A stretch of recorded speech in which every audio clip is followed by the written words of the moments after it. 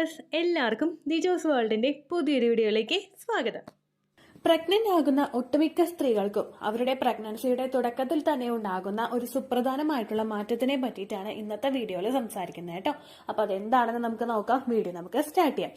വീഡിയോയുടെ തുടക്കത്തിൽ തന്നെ പറയട്ടെ, ഇങ്ങനെയുള്ള പ്രഗ്നൻസി ലക്ഷണങ്ങളെ പറ്റിയിട്ട് വീഡിയോസ് ചെയ്യുന്നുണ്ടെങ്കിലും യാതൊരു തരത്തിലുള്ള പ്രഗ്നൻസിയുടേതായ ലക്ഷണങ്ങളും ഇല്ലാതെ പ്രഗ്നന്റ് ആകുന്ന ഒരുപാട് പേരുണ്ട്. യാതൊരു തരത്തിലുള്ള പ്രഗ്നൻസി ലക്ഷണങ്ങൾ എന്ന് പറയുന്നത് നമ്മൾ പറയുന്ന പ്രഗ്നൻസിയുടേതായിട്ടുള്ള സോ കോൾഡ് പ്രഗ്നൻസി ലക്ഷണങ്ങളായിട്ടുള്ള വോമിറ്റിംഗ്, തലകറക്കം, തലയിറങ്ങി വീട്, ഇങ്ങനെയുള്ള ലക്ഷണങ്ങളൊന്നുമില്ലാതെ പ്രഗ്നന്റ് ആകുന്ന ഒരുപാട് പേരുണ്ട്. നമ്മുടെ ലൈഫ് സ്റ്റൈലിൽ ഉണ്ടായിട്ടുള്ള വ്യത്യാസവും നമ്മുടെ ഡയറ്ററി ചേഞ്ചസിൽ ഉണ്ടായിട്ടുള്ള വ്യത്യാസവും കൊണ്ടാണ് പലർക്കും ഇങ്ങനെയുള്ള പ്രഗ്നൻസി ലക്ഷണങ്ങൾ ഒന്നും തന്നെ ഇല്ലാത്തത് കേട്ടോ. അപ്പൊ നിങ്ങൾ ശ്രദ്ധിക്കേണ്ടത്, ഇത്തരത്തിലുള്ള ലക്ഷണങ്ങൾ ഇല്ലെങ്കിലും ശരീരം ശ്രദ്ധിക്കുക. പീരീഡ് മിസ് ആകുന്നുണ്ടോ എന്ന് നോക്കുക. ഇനി എക്സ്പെക്ടഡ് പീരീഡ് ഡേറ്റിൽ നിങ്ങൾക്ക് ബ്ലീഡിംഗ് വരുന്നുണ്ടെങ്കിൽ തന്നെ ആ ബ്ലീഡിംഗ് എത്രത്തോളം ഉള്ളതാണെന്നും കൂടി നിങ്ങൾ ചിന്തിക്കുക കേട്ടോ. നോർമലി ഉണ്ടാവുന്നത് പോലുള്ള ബ്ലീഡിംഗ് ആണോ വരുന്നത്, അല്ലെങ്കിൽ ചെറുതായിട്ട് സ്പോട്ടിംഗ് മാത്രമാണോ നിങ്ങൾക്ക് വരുന്നത് എന്നുള്ള കാര്യവും കൂടി നിങ്ങൾ മസ്റ്റ് ആയിട്ട് ശ്രദ്ധിക്കണം കേട്ടോ. അപ്പൊ നമുക്ക് വീഡിയോ സ്റ്റാർട്ട് ചെയ്യാം. ഇവിടെ സംസാരിക്കാനായിട്ട് പോകുന്നത് യൂറിനിൽ വരുന്ന ഒരു ക്ലൗഡ്സിനെ പറ്റിയിട്ടാണ്. അതായത് കുറച്ചൊന്ന് കലങ്ങിയത് പോലുള്ള യൂറിൻ കൂടുതലായിട്ടും പ്രഗ്നൻസി സമയത്ത് നമുക്ക് പോവുക, അതിനെ പറ്റിയിട്ടാണ് ഇന്നത്തെ വീഡിയോയിൽ സംസാരിക്കുന്നത് കേട്ടോ. പ്രഗ്നന്റ് ആകുന്ന ഒരു സ്ത്രീക്ക് പലതരത്തിലുള്ള മാറ്റങ്ങൾ ഉണ്ടാകുന്നു എന്ന് പറയുന്നത് പോലെ തന്നെ ഏറ്റവും കൂടുതൽ വ്യത്യാസം കാണുന്ന ഒന്നാണ് യൂറിൻ എന്ന് പറയുന്നത്. യൂറിനിലൂടെയാണ് നമ്മൾ പ്രഗ്നൻസി ഏർലി സ്റ്റേജിൽ തന്നെ ഡിറ്റക്ട് ചെയ്യുന്നത്. അപ്പോൾ തന്നെ നിങ്ങൾക്ക് മനസ്സിലാകും പ്രഗ്നൻസിയുടെ എഫക്ട് യൂറിനിൽ എത്രത്തോളം ഉണ്ട് എന്നതിനെ പറ്റിയിട്ട്. പ്രഗ്നന്റ് ആകുന്ന ഒരു സ്ത്രീക്ക് പലതരത്തിൽ യൂറിനിൽ വ്യത്യാസം ഉണ്ടാകും. ഏറ്റവും ആദ്യം നമുക്കുണ്ടാവുന്നത് യൂറിന്റെ കളറിൽ ഉണ്ടാവുന്ന ചേഞ്ചസ് ആണ്. അതായത് നമുക്കൊരു പെയിൽ യെല്ലോ അല്ലെങ്കിൽ ഒരു ലൈറ്റ് യെല്ലോ കളറിലാണ് നിങ്ങൾക്ക് യൂറിൻ പോകുന്നതെങ്കിൽ പ്രഗ്നന്റ് ആയി കഴിയുമ്പോൾ കുറച്ചൊന്ന് ഡാർക്ക് യെല്ലോ ആയിട്ടുള്ള ഷെയ്ഡിലായിരിക്കും യൂറിൻ പോകുന്നത്. അതുപോലെ തന്നെ മറ്റുള്ള പല സ്ത്രീകൾക്കും ഫ്രീക്വന്റ് ആയിട്ടുള്ള യൂറിനേഷൻ ഉണ്ടാകും. അങ്ങനെയുള്ള ലക്ഷണങ്ങളൊക്കെ കാണാനായിട്ട് സാധിക്കും. അതുപോലെ തന്നെ വളരെയധികം കോമൺ ആയിട്ടുണ്ടാവുന്ന ഒരു ലക്ഷണമാണ് യൂറിനിൽ ക്ലൗഡ്സ് പോലെ നമുക്ക് ഫീൽ ചെയ്യുക. ഒന്ന് കലങ്ങിയതുപോലെ, ഒന്ന് കറക്റ്റ് ആയിട്ട് നമുക്ക് കളർ നിശ്ചയിക്കാൻ പറ്റാത്ത രീതിക്ക് ഒന്ന് കലങ്ങിയിട്ട് യൂറിൻ പോവുക. എന്താണ് അതിന്റെ റീസൺസ് എന്ന് നമുക്ക് ആദ്യം തന്നെ നോക്കാം കേട്ടോ. ഏറ്റവും ആദ്യത്തെ റീസൺ എന്ന് പറയുന്നത് പ്രഗ്നൻസി ഹോർമോൺസ് ആണ്. നമ്മൾ യൂറിനിൽ ഏറ്റവും കൂടുതൽ കാണുന്ന ഒരു ഹോർമോൺ ആണ് HCG ഹോർമോൺ. ഈ HCG ഹോർമോണിന്റെ അളവ് ശരീരത്തിൽ കൂടുന്നതിനനുസരിച്ച് യൂറിനിലെ ആ ഒരു ക്ലൗഡ്സ് ഫ്ലോം ചെയ്യാനായിട്ടുള്ള സാധ്യതകൾ വളരെയധികം കൂടുതലാണ്. പ്രഗ്നൻസിയുടെ തുടക്കത്തിൽ HCG ഹോർമോണിന്റെ അളവ് യൂറിനിൽ കുറവാണെങ്കിലും പിന്നീട് അങ്ങോട്ടേക്ക് ഓരോ ദിവസം കഴിയുന്തോറും HCGയുടെ അളവ് യൂറിനിൽ ഇൻക്രീസ് ആകുന്നു. അതുകൊണ്ട് തന്നെ വളരെ എളുപ്പത്തിൽ തന്നെ ഈ ഒരു വ്യത്യാസം നിങ്ങൾക്ക് യൂറിനിൽ തിരിച്ചറിയാനായിട്ട് സാധിക്കും കേട്ടോ. രണ്ടാമത്തെ റീസൺ എന്ന് പറയുന്നത് ഡീഹൈഡ്രേഷൻ ആണ്. പ്രഗ്നൻസിയുടെ തുടക്കത്തിൽ ഒരു സ്ത്രീയുടെ ശരീരത്തിൽ എത്രത്തോളം വെള്ളത്തിന്റെ കണ്ടന്റ് ഉണ്ടോ അത്രത്തോളം ഹെൽപ്ഫുൾ ആണെന്നാണ് പറയുന്നത്.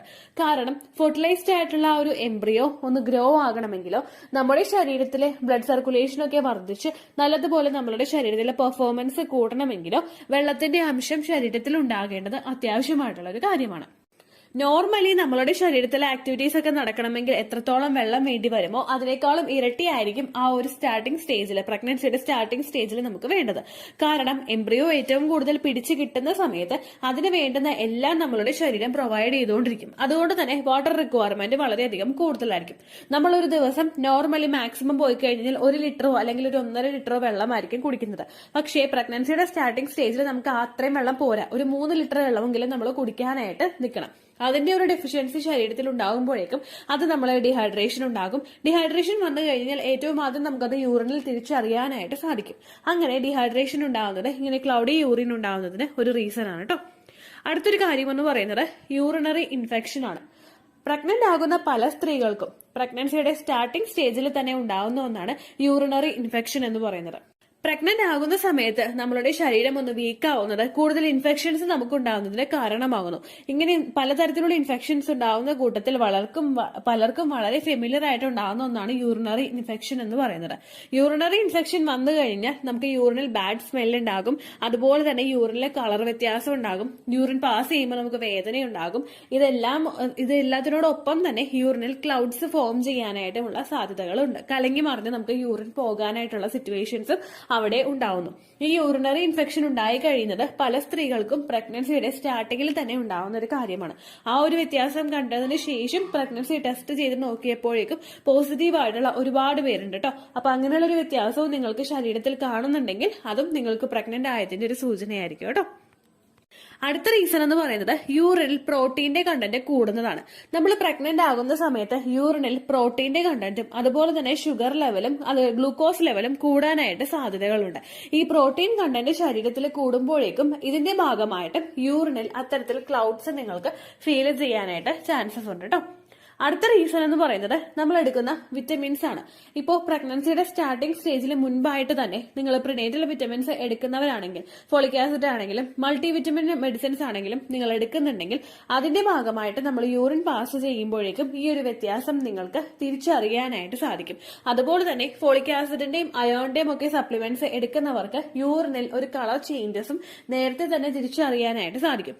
അപ്പോൾ ഓൾറെഡി ഈ ഒരു മെഡിസിൻ എടുക്കുന്നവർക്ക് ചിലപ്പോൾ ഈ ഒരു വ്യത്യാസം എളുപ്പത്തിൽ മനസ്സിലായിക്കൊള്ളണമെന്നില്ല. പക്ഷെ അങ്ങനെ അല്ലാതെ പ്രഗ്നൻസി ഇപ്പൊ ആയി കഴിഞ്ഞിട്ട് ഒരു ഡോക്ടറെ പോയി കണ്ടുവന്നിട്ട് നമ്മൾ ഇത്തരത്തിലുള്ള സപ്ലിമെന്റ്സ് ഒക്കെ സ്റ്റാർട്ട് ചെയ്യുന്നവരാണ് നിങ്ങളെങ്കിൽ നിങ്ങൾക്ക് ഈ ഒരു വ്യത്യാസം എളുപ്പത്തിൽ യൂറിനിൽ കണ്ടുപിടിക്കാനായിട്ട് സാധിക്കും കേട്ടോ. അപ്പോൾ ഇത്രയുമാണ് യൂറിനിൽ ക്ലൗഡ്സ് ഉണ്ടാവാനായിട്ടുള്ള ഒരു ക്ലൗഡി യൂറിൻ ഫോം ചെയ്യാനായിട്ടുള്ള റീസൺ എന്ന് പറയുന്നത് കേട്ടോ. പ്രഗ്നന്റ് ആകുന്ന സമയത്തും ഡിഹൈഡ്രേഷൻ ഉണ്ടാവുമ്പോഴും ഡയബറ്റീസ് ഉണ്ടാവുമ്പോഴും ഇത്തരത്തിലുള്ള വ്യത്യാസം നമുക്ക് കാണാം.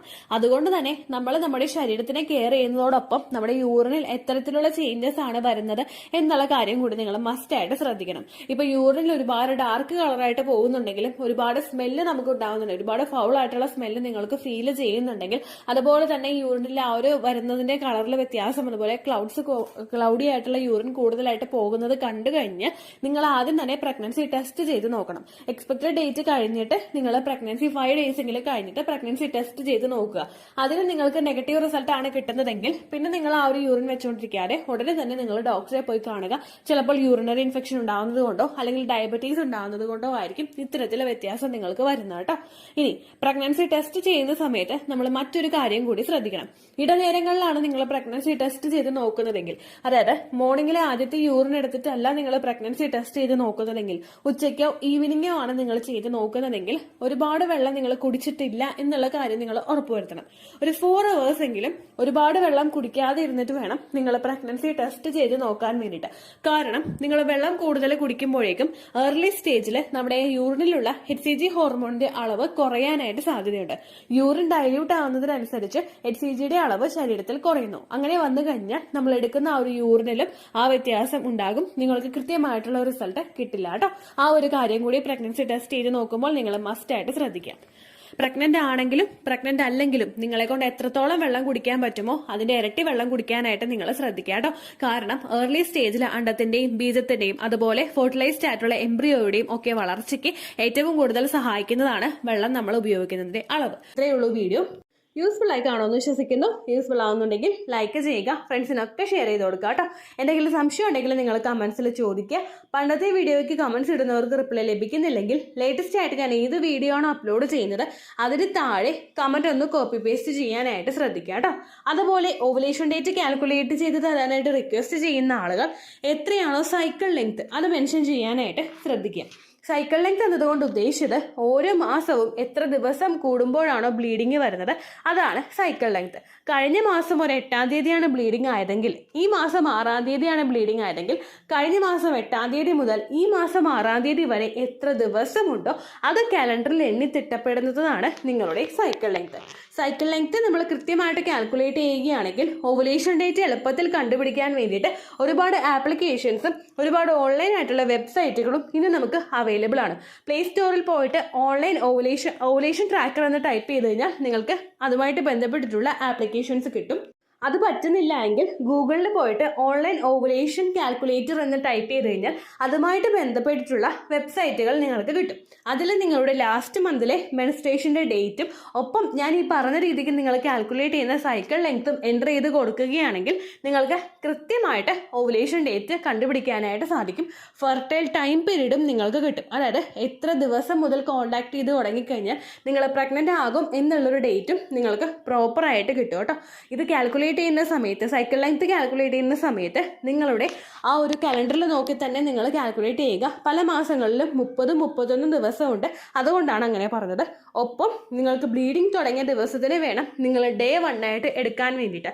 സ്പോട്ടിങ് തുടങ്ങിയ ദിവസത്തിനെ, അതായത് ചെറുതായിട്ട് ഡിസ്ചാർജ് പോയി തുടങ്ങിയ ദിവസത്തിനെ നിങ്ങൾ കൺസിഡർ ചെയ്യേണ്ട ആവശ്യം ഇല്ല കേട്ടോ. അപ്പോൾ ഇത്രയേ ഉള്ളൂ വീഡിയോ. അടുത്തൊരു വീഡിയോ ആയിട്ട് നമുക്ക് വീണ്ടും കാണാം. ബൈ.